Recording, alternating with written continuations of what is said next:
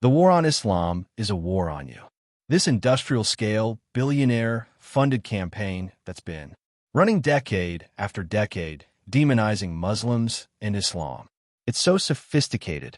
It's comprehensive, covering legacy media, all these paid personalities and politicians providing ideological cover for what is now the most extensively documented genocidal campaign in modern history.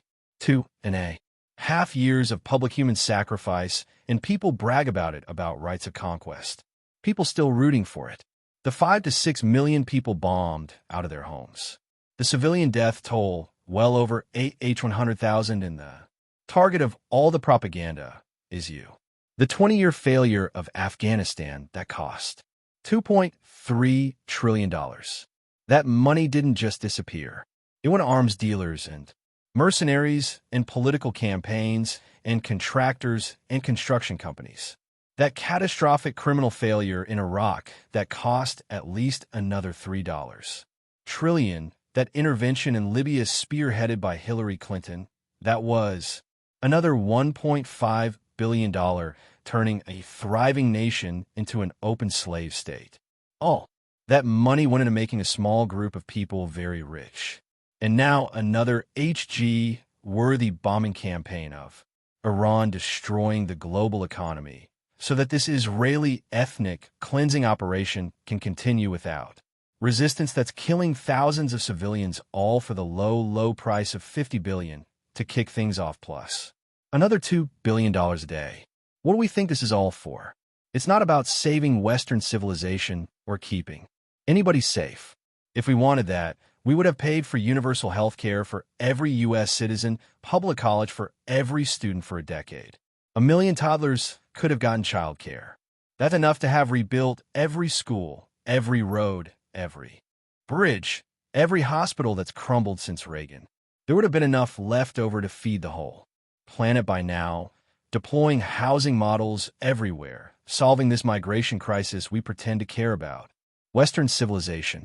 This is a totally imaginary idea. There is no West without East.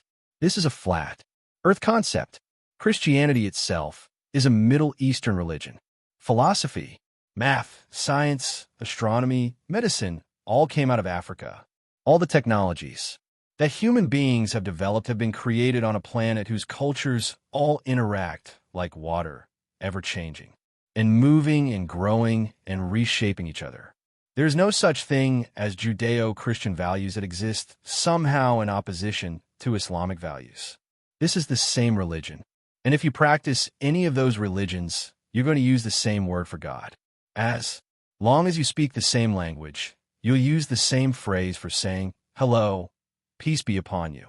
Half the population of the whole planet practices an offshoot of one of these 3 branches of one religion of Abraham, which has one core teaching. When a stranger joins you in your land, you shall not do him wrong. You shall treat the stranger as the native among you, and you shall love him as yourself. There is no East versus West, except in a horror cartoon written to bring about the end of humanity, the species, and the quality. So when you look at the USA or any European nation or any of its colonies, which are some of the most heavily propagandized societies on Earth, but particularly the USA, when you read over all those anti-Sharia bills, which would take you days because there are now over 200 of them that have been introduced in 43 of the United States. If you read them and you know anything about this planet you live on, you'll see their purpose is not to protect people from religious extremism. It has been to spread it. The man who designed this anti-Sharia campaign, David Yerashmi, he was the senior policy research director of GESA, neoconservative Israeli think tank. This is a guy who actively promotes the ethnic cleansing of Arabs, the deportation of Muslims, and the vilification of Islam. He's publicly admitted the purpose isn't actually to pass laws, but to get press on the word Sharia, not honest press, total propaganda. The core claims of this anti-Sharia movement are that Sharia is a plot to overthrow the government. Totally ridiculous, as we will cover shortly. But meanwhile, Israeli hardliners like him do seem to control U.S. foreign policy. Clearly, The anti-Sharia campaign claims that more than 80% of mosques are terror training grounds. Well, that's been thoroughly debunked by our own FBI by a 2010 RAND Corporation study, which really looked into it and found the number of radicals among Muslims in the United States is, quote, tiny, less than 1 in 30,000 people. Meanwhile, there appear to be churches and synagogues all over the United States openly fundraising for the violent seizure of Palestinian homes, tax-deductible and subsidized by the American taxpayer. That David Guy claims that Sharia courts are replacing American law. Yeah, there's not a single instance of that, but 38 states have passed laws and executive orders designed to shut down any boycotts of Israel. So it becomes really clear what this psychological operation to demonize Islam is all about, because the people of Palestine whose families have lived on that land since the Canaanites. This is one of the most continuous populations on earth.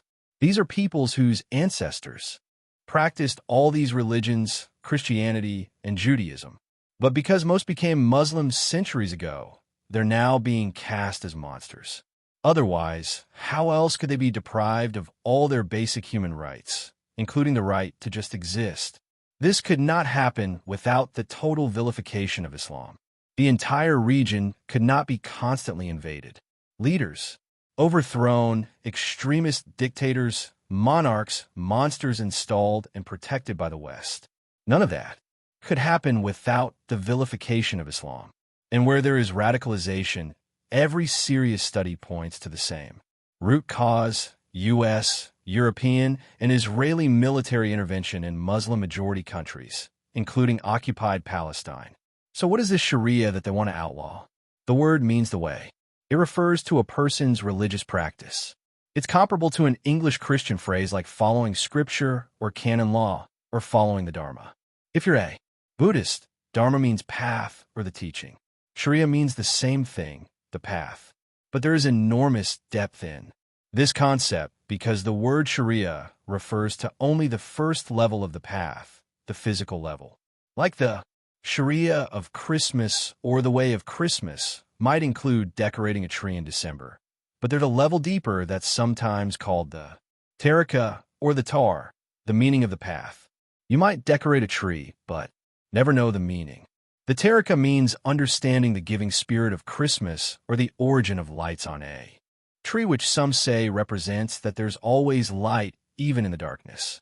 A deeper level still beyond Sharia, beyond Tariqah, is sometimes called the Haqiqah, the experience of the path, the real content, as in experiencing the generosity and spirit of Christmas, like the redemption story of Scrooge in A Christmas Carol, when he experiences that the meaning of life is not the acquisition of real estate or material things at the expense of others, because that corrupts the content of your own character because you took the wrong path.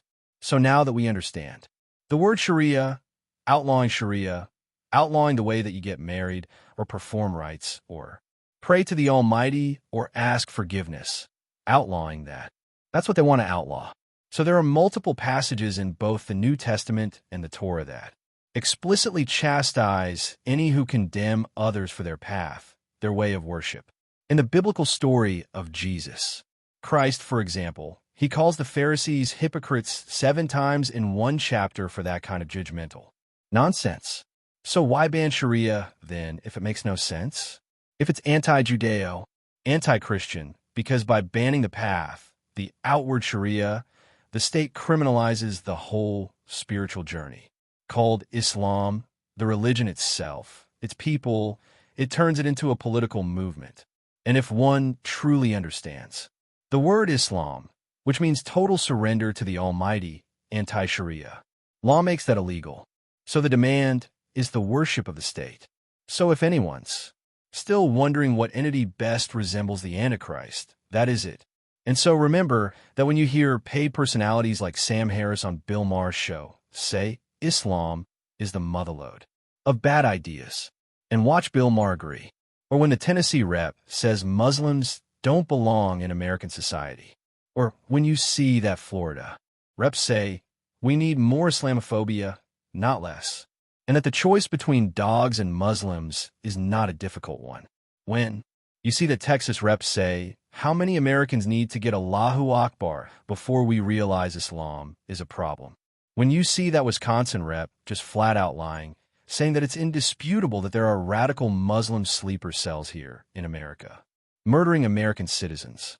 When we see the Alabama rep saying that Muslims are the enemy inside the gate. When we see that there's now a Sharia-free America caucus, a congressional body with 59 members across 24 states whose mission is to save Western civilization. Understand that this is the extremist religious movement afoot.